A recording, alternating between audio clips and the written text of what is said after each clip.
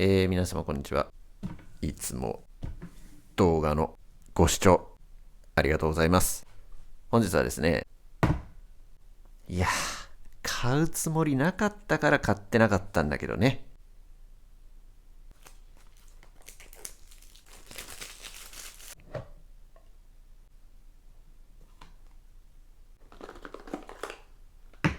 いつも全く触れずにかわいそうなんで、匂いだけ嗅いでおきましょうか。ロンギヌスの匂いがする。はい。というわけで、これは8マグネットのバネ式を買いました。どれも一緒やろと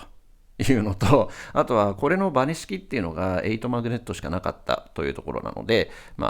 これを買ってみたという感じなんだけれども、初期状態では、いつも通りホーミングとかはそんなにない感じですかね。マグネットの感じとしては、そんなに強く、コアマグネットもそうですし、接地面のマグネットもそんなに強くない感じがしますね。で、パーツの形状とかは、いつも通りですね。おそらく V10 とか、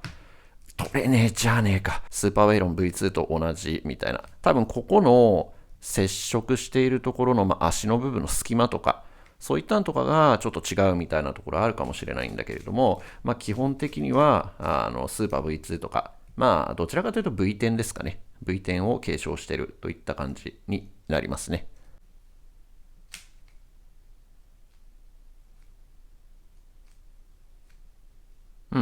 初期状態だと45度のところは、絶対切れないですね。設定ちょっといくつになってるか今から見てみようと思うんですけど、勢いよくやったら、切れるけど、こんな感じ。結構しっかり引っかかってる感じなので、どれぐらいですかね。40度ぐらい、このラインからちょっとはみ出たぐらい。この辺のところはみたいな。それでもみたいな感じですね。で、リバースコーナーカットはね、このラインのところとかはね、中見てみましょうか。こんな感じで。多分マグレブとかだとこれがオレンジ色とか青なのかな。で、バネだと多分白オレンジみたいな感じで、わかりやすくなってるんじゃないかなというところで、初期状態が3の3ですね。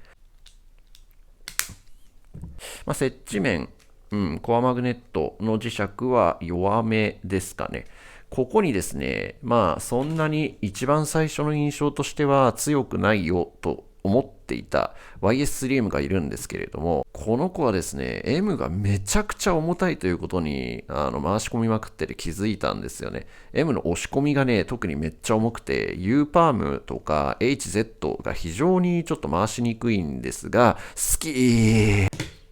というわけでよく使ってるんですけど、接地面のマグネットとか弱いんですよ。コアマグネットのマグネットとかもそんなに強くないんですよ。なんですけど、弱い足す弱いで激強みたいな意味のわからない式が成り立ってるキューブですね。好きはい。というわけで、そんなに強くないよという YS3M と比べても、こちらの方が全然弱いっていう感じですかね。で、コーナーカットと、あとはそうですね、設定とか見たので、重さだけちょっと見てみましょうか。かなり軽いですね。はい、いつもコーヒー入れてくれてありがとう。ハリオちゃんの体重計で測っていくとですね、62g。ちょっと軽いな。ちょっと軽いな。あなたはなんぼですか？ 83、84g ぐらい。20g も重さに差がありますね。はい、ありがとう。というわけで、こちらのキューブをちょこちょこ回していこうかなという感じなんだけれども、買った理由がですね、この YS3M をガンガン使ってて、ちょっと味変がしたくてですね、久々にトルネード V2 のコアマグを回したんですよ。そしたら、ものすごいエッジが見えるんですよ。この子でソルブをしてる時がですね、F2L のエッジのパーツっていうのが、探してるんだけど、こうやって動いていってる時に、こうやって見えてるのに、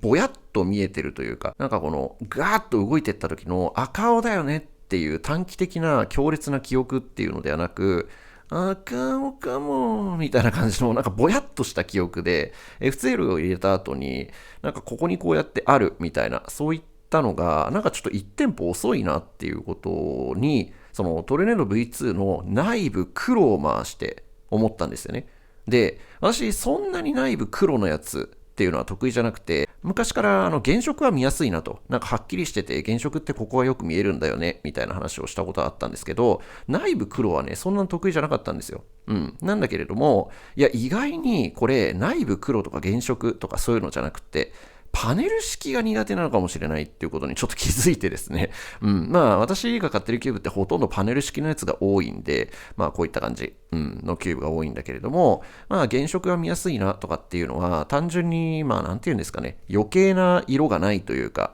バッチリ緑いるけどね、余計な色がないみたいな感じで、まあ、見やすいみたいなところがあるのかなって自己分析をしてたんですけど、まあまあ、そんな感じで、内部の原色の V10 が欲しいなっていう感じで V2 があるじゃねえか。いや、あの子はちょっとうにょうにょしすぎててですね。で、まあ今ちょっとこれをこうやってね、回してみた感じなんですけど、なんかね、単純に V10 がすっごくいろんな面で軽くなったっていうイメージですかね。回転の軽さ的には V10 を買った時もものすごく回転軽かったんで、まあそんなにめちゃめちゃこれ軽いね、みたいな、そういう印象は今のところないですね。ただ、まあ、どっちかっていうとです。なんか、例えばパネル式の硬い感じのツルツル滑っていく感じ。なんかツルツルツルっと滑っていく感じが V10 にあって、この子は、まあ、やっぱり、まあ、以前、スーパー V2 ですね。あの子でお話ししたみたいな、サンダークラップっぽい内部原色のこの透明のパーツというか、白いパーツ。これがなんかこう、ぺったりした感じの摩擦感を生んでるので、どちらかというとなんか V10 よりも、ややしっとりしてる接地面の感触、回し心地というのになってるので、なんかまあ変な言い方しますけど、ブレーキかかってるのはこっちな気がするんですよね。なので、まあこのブロックの、まあ、重さ、キューブの重さというのが少し軽くなった接地面に摩擦感のある V10 みたいな感じですね。もうこれちょっと軽く触った感じなんですけど、スーパー V2 よりも圧倒的に V10 の方に似てて、こっちの方が私はスーパー V2 より回しやすいです。ぐにょぐにょしないんですよ。スーパー V2 の時も V10 と全く同じパーツ形状なのになんであんなぐにょぐにょすんのみたいな話をしてたんですけど、この子はね、V10 みたいな感じで全然ぐにょぐにょしないんで、まああとはかなり回し込んでみてね、V10 もだいぶ変わったんで、まあだいぶいや変わったよね。V10 一番最初結構なんかこう引っかかるねみたいな感じで、とか思ってたんですけど、もうなんか別にそれでいいやとか思ってずっと回してたら V10 すごいいいキューブになったんですよ。で、これも、なんか今ね、ちょっと回してるときはちょっと、みたいな、引っかかり感あるかなっていう感じがするんですけど、まあ、潤滑剤とか、ここの調節とかをやってみて、まあ、しばらく使い込んでいったら、また評価も変わってくると思うんで、これはちょっとね、もう、こう触った瞬間から、これも使い込んでみようみたいな、まあ、そういう感じのキューブですね。かなり安定感があっていいですね。第一印象はそんな感じでございます。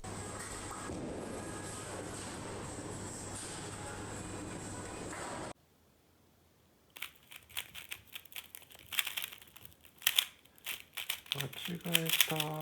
何これ。何これ。で、まあ、しばらく回し込んでみたんだけれども、今回ですね、まあ、ご覧の通り、潤滑剤を入れる描写がなかったわけなんだけれども、横に置いてある YS3M がですね、ゆるゆる設定の潤滑剤ステルスというですね、ワンイーヘンさんもびっくりのカルカルキューブになってるんで、まあ、最近そういっためちゃめちゃ軽いキューブというのが使いやすいなっていうのがあって、で、まあ、以前もお話しした通り、緩いキューブとかでマグネットでなんとかせえというような感じの、スタイルでずっと回していたんですよね。で、YS3M を使ってたっちゃ使ってたんだけれども、この子ですね、やっぱり世界のトップキューバーとかが使ってない、そりゃ探しゃいるかもしれないけど、使ってない使用率が低い、今更っていうキューブなのがですね、よく分かったんですよね。リバースコーナーカットが特に弱いのと、後ほどお話しすると思うんですけれども、M 列めっちゃ重いんですよ。なんか不思議とね、コアマグネットと接地面のマグネット、両方ともそんな強くないのに、M 列がめっちゃ重いみたいな。特に M の押し込みですね。とか、まあ、でも基本的にはコーナーカット系かな。そういったところがすごく弱いなということに気づいて、で、どんどん45度ずつぐらいネジ緩めていって、みたいな感じで。で、なんか接地面の摩擦感ももうちょっとない方がいいなとか思って、FZ ラッシュを入れたり、FZ ステルスを入れたりみたいな。まさかのね、マグレブキューブの軽いやつに軽い潤滑剤をぶち込むみたいな。まあそんな感じでね、使っていたりするんだけれども。なので、こちらの V11 もですね、潤滑剤とかを入れずに、もうカルカルの状態で使ってるみたいな感じなんだけれども、割とね、もうガチャガチャしててね、みたいな、そういうところが見受けられるのは、もう単純にマグネットがね、やや弱めというところもあるし、柔軟性はね、緩めまくってるとはいえども、やっぱ YS3M よりね、圧倒的にこちらの V11 の方があるので、やっぱ細かいところでね、ちょっとガチャガチャっと引っかかっちゃうみたいなところが多かったりしますね。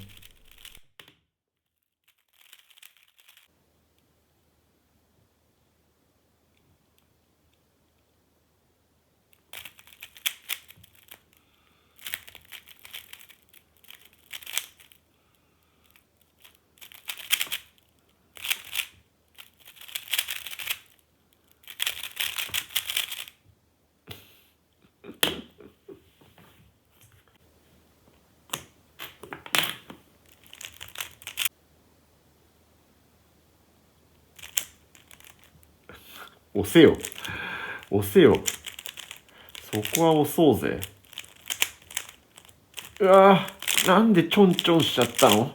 どうして？なんでよ。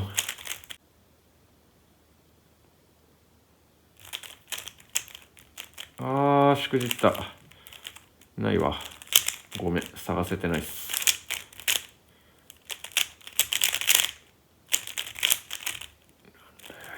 V じゃなくないこれ。出たわ。A だと思った。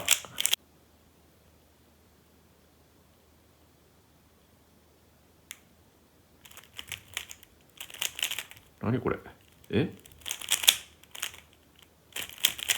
どこいんのかさ。もうちょっとゆっくり動かしてくんないかな。わかんない、見えないんだけど。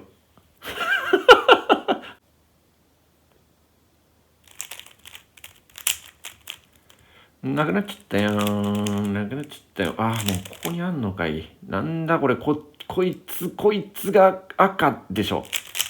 しゃい。く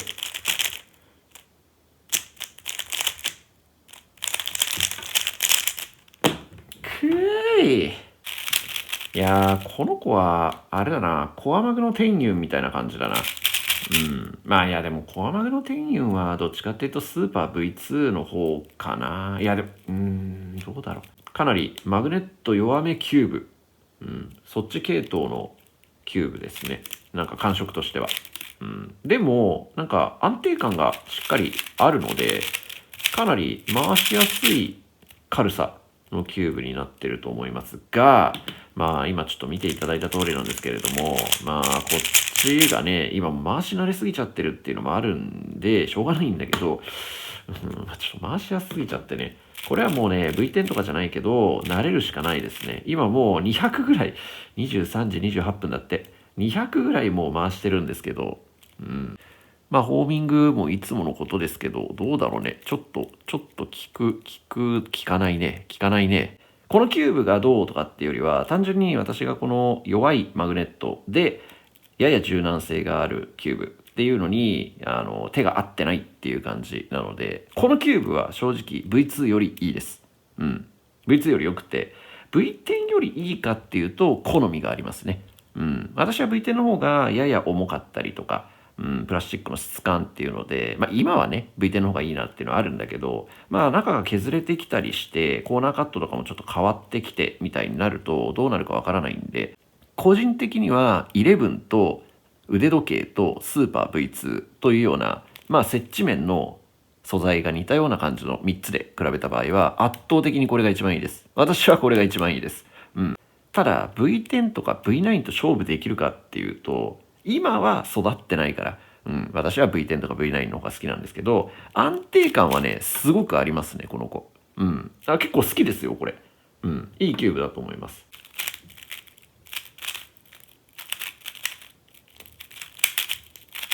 こういうね。こういう感じね。こういう感じね。もう、ひどいわ。非常にひどいわ。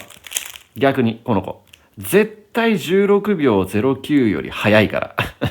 どんな崩れ方でも絶対16秒09より早いから。ちょっとやってみようか。いや、ちょっと待って。本当かなえぐいな、これ。こういって、緑ここ来るでしょ。そうだよね。こうでいいよね。なんか違くない？本当に早い？